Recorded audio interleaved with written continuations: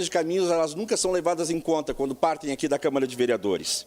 E eu acompanhando as oitivas e lendo e relendo essas 4.000 laudas, porque eu li bastante, vejo a repetição de coisas dizendo, não, foi tudo tranquilo quando o postão 24 horas fechou.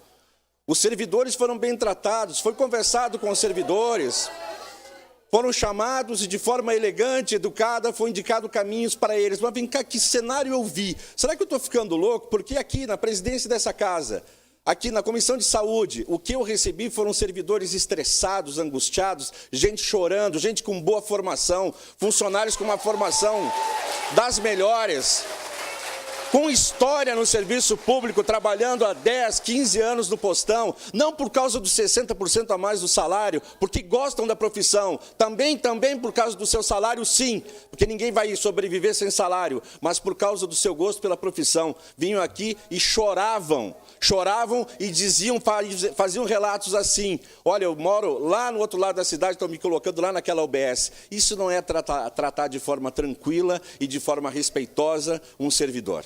Não é.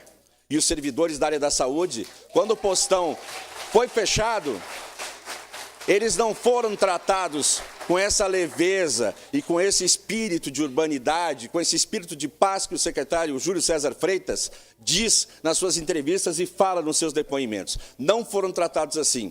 Aliás, tem sido o espírito desse secretário, é assediar moralmente os servidores da área da saúde. Assedia moralmente, diariamente, os servidores são assediados moralmente.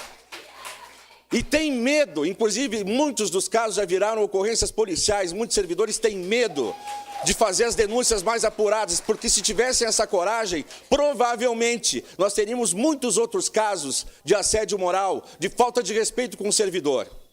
Muitos, nos CES, nas UBSs, enfim. E agora as vítimas também são os funcionários, os servidores dessas empresas falcatruas terceirizadas que a Prefeitura colocou, IGH e agora esse InSaúde. A nossa luta sempre foi pelos servidores. A nossa luta não é contra a saúde, a luta desses servidores aqui concursados, que não podem ser vítimas desse pensamento de que servidor ganha muito, de que servidor é vagabundo, de que tem que terceirizar. Não são esses servidores que devem ser a vítima, não são os servidores do IGH, não devem ser os servidores do InSaúde. Nós temos que lutar pela não precarização e pela não terceirização da área da saúde. É essa luta que esses servidores que estão aqui, não apenas os da saúde, as lideranças comunitárias, os presidentes de AMOBs, a área da cultura, a farmácia do IPAM, está aqui representada. Muitas pessoas vieram aqui, aliás, um ponto positivo para esse prefeito é que, a partir dele, as pessoas começaram a bater aqui na porta da Câmara de Vereadores, e é isso que tem que fazer, é chutar a porta da Câmara, entrar aqui nesse plenário e fazer as reivindicações que tem que fazer. Então, palmas para ele, porque ele conseguiu fazer com que a população procurasse a gente, lutasse por seus direitos. É isso que a população tem feito, é não deixar de lutar e estar lutando. Cultura, esporte, farmácia do IPAM, profissionais da área da saúde, escolinhas, professores, área de educação. Esse pessoal aprendeu a lutar e veio aqui e lutou. E não foi em vão, não foi em vão. Então, eu quero dizer que essa história de que o Conselho de Saúde foi ouvido, que foi tudo respeitado, não é bem assim. A denúncia está séria, a denúncia ela é relevante, o Conselho de Saúde não foi ouvido. Eu mesmo participei de uma assembleia aqui, bastante tumultuada, inclusive, porque o cenário era esse aqui, ó, centenas de pessoas aqui. E a tentativa de quem estava à frente, comandando aquela reunião do Conselho Municipal de Saúde, que falaria da UBS+, falaria dessas questões todas que estão no processo, era atrapalhar a reunião, iludir os servidores e os conselheiros. Era esse o propósito daquela reunião. E depois disso, evidentemente, quem faz uma reunião daquela com 200 pessoas aqui e tenta fazer tudo diferente, evidentemente que isso ia virar uma bola de neve, ia virar uma confusão tremenda. E aí, para num processo como esse, é aí que eu digo. É isso que eu falo. O meu respeito também aos servidores, os CCs do prefeito. Eu não sou contra CCs. Quando o pessoal vem aqui com plaquinha CCs, eu não sou contra CCs. O que a gente tem que ser contra é contra o excesso, é de CC vagabundo. CC vagabundo a gente tem que ser contra. CC que não trabalha, excesso de CC, isso sim a gente tem que ser contra. Agora, os CCs, inclusive muitos CCs do prefeito Daniel Guerra, são pessoas honradas que trabalham, gente de boa formação. Não tem culpa se o chefe trata eles com desdém e dá ordem para eles fazer o que fizeram nessa administração pública. Mas são muitos profissionais valorosos e com boa formação que trabalham, inclusive, no governo Daniel Guerra.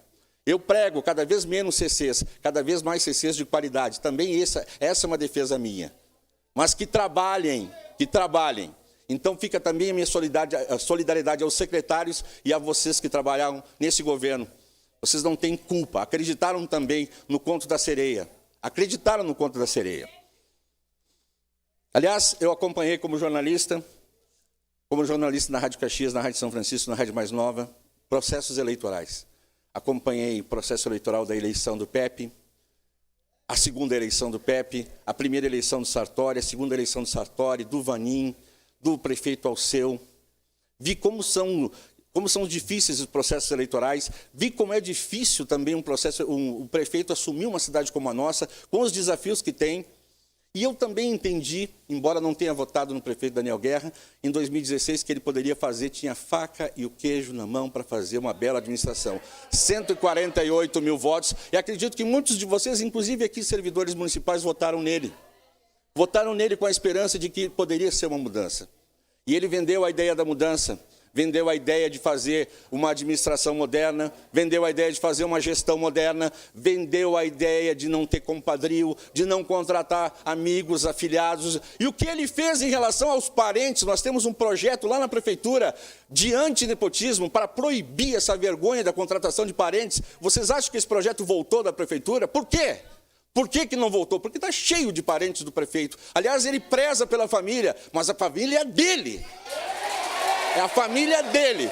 Durante 3 anos, e não sejamos hipócritas, durante 3 anos, dá para enumerar o nome, eu posso botar o nome das pessoas aqui, de parentes do prefeito, parentes de secretários, parentes de vereador, inclusive a esposa do vereador não tem nada de ilegal, mas a gente pode questionar a moralidade, também trabalha na Codeca, não é ilegal, não é ilegal. Mas essas questões todas foram trazidas na eleição de 2016. E nós acreditamos nisso, a população acreditou nisso, 148 mil pessoas acreditaram nisso.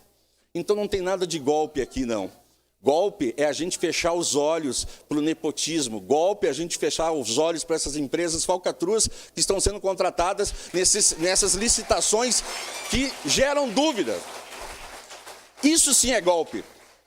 E se a gente não pode esperar até outubro do ano que vem por uma eleição democrática, porque o prefeito se elegeu de forma democrática em 2016, legítima. Se a gente não pode esperar até lá, em outubro de 2020, nós temos um instrumento democrático que é o instrumento de a gente fazer essa análise. E estancar. Podemos não fazer melhor, mas podemos estancar a ruindade. Podemos estancar a ruindade. E essa é uma tarefa que cada um de nós, vereadores, temos o poder agora. Estancar a ruindade, não deixar que as coisas piorem. E eu quero dizer o seguinte, eu não sei, eu não participo, não quero participar, não tenho nenhum problema, nenhum medo com a política de 2020. Quero ver tu participando da política de 2020. Participe.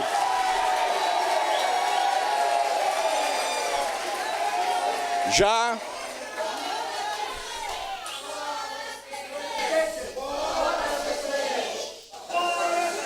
processo democrático de 2020 é importante que a gente participe sim dos processos eleitorais. O ano que vem tem um processo importante que cada vez mais pessoas participem nos processos eleitorais como vereadores, como candidatos a prefeito, que a gente escolha o melhor modelo, que a gente não tenha medo de participar. Isso é importante, que você participe. Desculpa se eu fui agressivo contigo, não é. Muito bom, muito bom, muito bom. É isso aí. E centenas de pessoas, assim como você, fazem o trabalho comunitário, e isso é muito importante. Vereador Alberto, só um instantinho. Pessoal, a plateia não pode se manifestar. Não pode interferir na fala do orador. Eu peço a gentileza que também mantenha as faixas baixas, permaneçam sentados para que os que estão sentados atrás também possam acompanhar, Tudo tem seu tempo, vamos com calma, pessoal. E reafirmo que esse espaço aqui é um espaço em que nós não podemos dar a partes e não será permitida agora, depois, na hora da votação, a declaração de voto. Agora, se quisermos falar alguma coisa sobre voto, nesse momento pode. Depois não, depois é sim e não, certo? Pedir uma compreensão de todos aí, por favor. Presidente, eu quero, para encerrar, tenho 13 minutos, eu não estou festejando nada aqui. Não é um momento como esse não é motivo para mim de festejo nem de alegria, independentemente do resultado disso aqui. Eu pouco conversei, inclusive, com os outros vereadores, a minha posição aqui tem sido de fiscalização ferrenha do governo, não só sendo de oposição, mas de fiscalização. E eu quero dizer para todos os colegas vereadores e para todos que nos assistem, vou continuar fazendo fiscalização, independente de quem estiver na prefeitura, seja Daniel Guerra, seja qualquer outro prefeito, inclusive do meu partido. Porque essa é a nossa missão aqui, é fazer um trabalho de fiscalização e proposição, independentemente de qual a linha ideológica que vai assumir. Então, que ninguém pense que a gente vai aqui recolher louvores por causa do resultado dessa votação. Não há vencidos, não há vencedores. Tudo isso é um grande prejuízo para Caxias do Sul, um grande prejuízo. A cidade está parada já há algum tempo. Isso não é motivo de a gente sair festejando, isso é motivo de tristeza. Um momento como esse, para mim, é um motivo de tristeza. Mas a gente tira uma lição disso tudo. Nós precisamos pensar para frente, nós precisamos parar de remoer o passado, nós precisamos parar de achar culpados, de ficar culpando governos anteriores. Nós precisamos parar com as mágoas, com o ódio, de olhar para trás. O prefeito, eu tenho certeza que o prefeito Daniel Guerra, quando entrou, ele tinha as melhores das boas intenções de fazer a transformação dessa cidade. Eu tenho certeza que ele tinha. Tenho certeza. E aí ele teve a eleição, 148 mil, ele teve todo o apoio popular, ele teve todo o apoio para fazer e, convenhamos, não fez. Não fez. Aqui a Câmara de Vereadores, Bom, eu não vou debater, eu não quero debater com vocês. A Casa aprovou a maioria dos projetos que foram enviados pelo Executivo. É só vocês estudarem sobre isso. Presidente, é isso. Eu quero parabenizar a comissão processante, vereadora Paula pelo relatório, vereador Fiuza e também vereador Alceu Tomé. Não é uma tarefa das mais fáceis, vocês foram sorteados, poderia ser qualquer um de nós sorteados para essa comissão. Então, quero parabenizar o trabalho de vocês, a maneira com que vocês se comportaram, a maneira com que vocês tentaram fazer as coisas certas. E parabenizar também os procuradores que tentaram também fazer a defesa do prefeito dentro da legalidade, dentro do esforço deles. Parabenizar vocês também pelo espírito republicano e pela maneira profissional que vocês se portaram. E vamos à luta. Eu voto com o relatório.